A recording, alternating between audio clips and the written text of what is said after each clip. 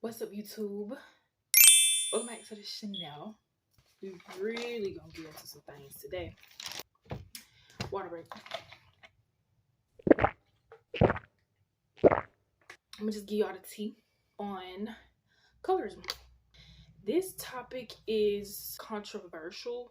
Colorism has been talked about for years, especially by dark-skinned women. In the videos that I see where people talk about colorism, women specifically, I rarely see people talk about where colorism derives from. So this is what this video is really going to be about. I really do want to talk about colorism because from this standpoint, like, I am trying my best, like my hardest, to be an advocate for women, men too, but because I am a woman, it's almost natural for me to want to be an advocate for other women, especially for dark-skinned women, because they are the only type of women that can experience colorism.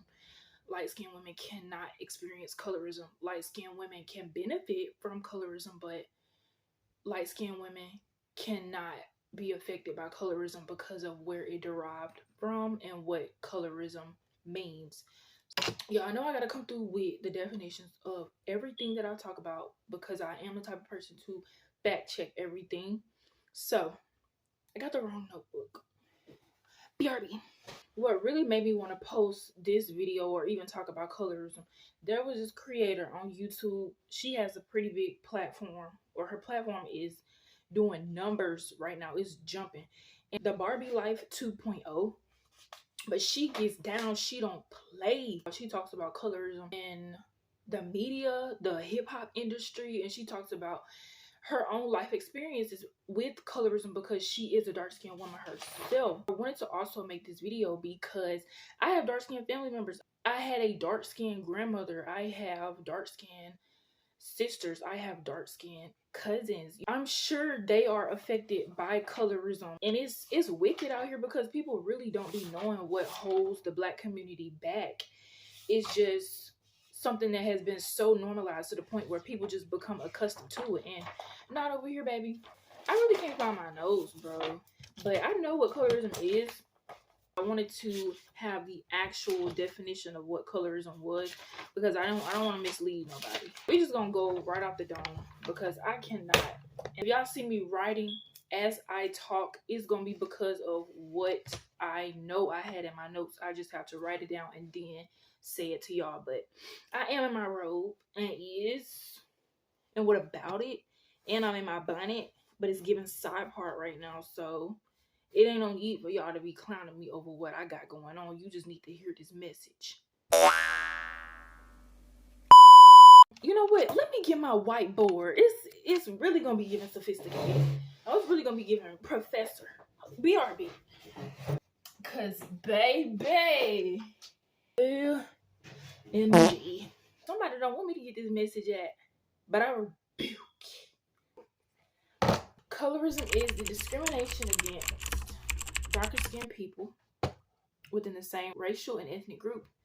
And I also have right here this particular phrase, the big house. That is where the division started. You can hear the phrase the big house in almost every single slave movie that was ever produced. And in one particular movie it was mentioned in a lot was one of my all-time favorites, which is Django, with Samuel L. Jackson and Jamie Foxx. And the big house, it consisted of the white slave owners and their families, as well as light-skinned women and mixed race women. And the dark-skinned women, they were in Django. Some of them were inside of the house because of how big the plantation was.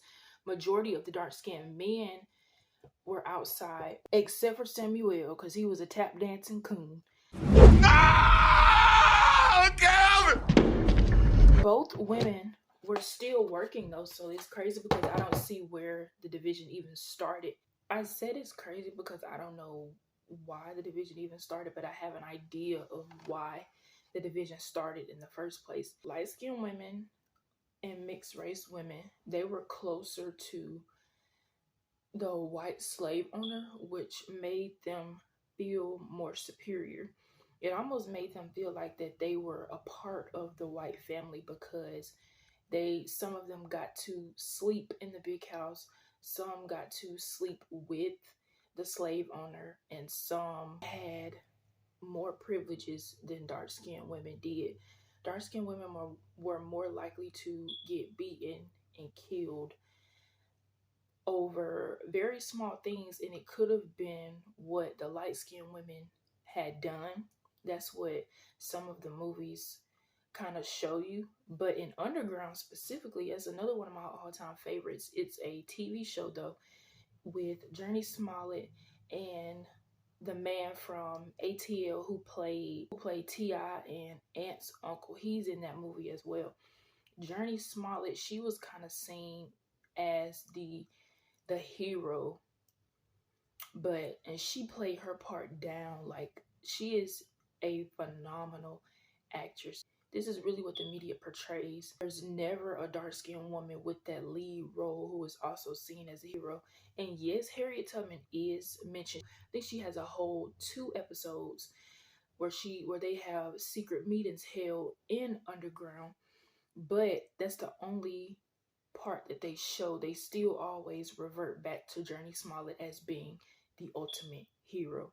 And I believe I have an idea why. It's because Journey Smollett, she fits the white male gaze. Light-skinned women and mixed race women, they fit the white male gaze.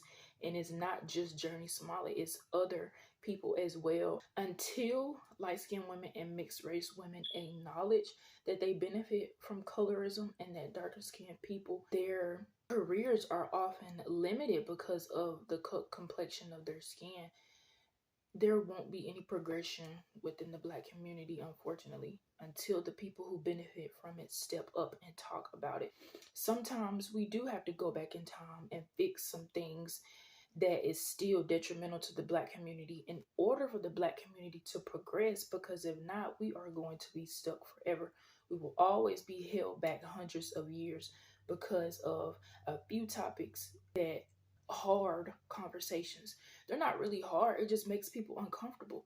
But if you continue to sit in your comfortability, there won't be any progress until you have uncomfortable conversations with the people that you want to see progress, the people that you want to eat with. I am very passionate about certain topics because I want to see my people eat. I want us to get past these uncomfortable conversations so we can have comfortable conversations and be able to live and not survive and be stuck in survival mode, because that's just what it is, and that's all I have to say about that. The next thing that I want to talk about is colorism in the music industry. I already talked about colorism in the film industry.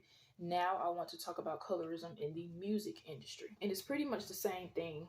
Not really light-skinned and mixed race women being seen as the hero, but light-skinned women and mixed race women getting more rewards and getting more acknowledged. Their name is always ringing in the media because of their skin complexion. Miss Ice Spice, Miss Icy Spicy. Colorism in the music industry. I mentioned Ice Spice. Yes, I love Ice Spice down. She is a beautiful, gorgeous woman. There's no shade to her. When it comes to the hip-hop industry, the rap industry, you have to know what you mean. You have to be passionate when you enter into certain areas. You have to be passionate about your craft, period. And that's with any type of field of work. You have to be passionate about everything that you do in order to keep an audience, which I feel like she is. And this is my opinion. Everybody is entitled to their own opinion. But I believe that Ice Spice is a little mediocre. She is close to whiteness. Ice Spice is the new trending topic. You know what I'm saying? She does have some bops. I listen to Deli is on my playlist. The song Diana with her and Nicki Minaj, that's on my playlist, as well as Barbie World. That is on my playlist as well. It's more dark-skinned women out here who are older than her, who've been in the game longer than her, who deserve Grammys as well. People who actually put pride, effort, and time into their work. They just don't have one hit wonders. Example, Cash Doll. And she's the only dark skinned rapper that I'm going to mention because she recently dropped a song. It might have been like a few months ago, but it's still new. It's called Power. That's on my playlist as well. That song alone is Grammy worthy. I'm sure there's other people out here who think the same thing, but Power is a Grammy worthy song. For Everybody is a Grammy worthy song. I don't even think Cash Doll has even performed at the BET Awards yet. If you don't fit a certain person's gaze, then you will not get your flowers until it's too late. Recognize real talent. Recognize people that actually put time and effort into writing their music and sit in the studio for days or hours. You know, mediocrity is celebrated the most in these industries. Even with, I'm going to get off topic a little bit, but even with AI, I feel like it's a great tool, especially with the day and age that we're in now. It does set back a lot of the real creatives, but AI is still something that I feel like it was put in place so people don't have to do as much. It is a resource, it is a very helpful resource that I'm sure people back then would have loved to have. That's just what it is. It's just mediocrity in the music industry, in the film industry, and it all revolves around colorism.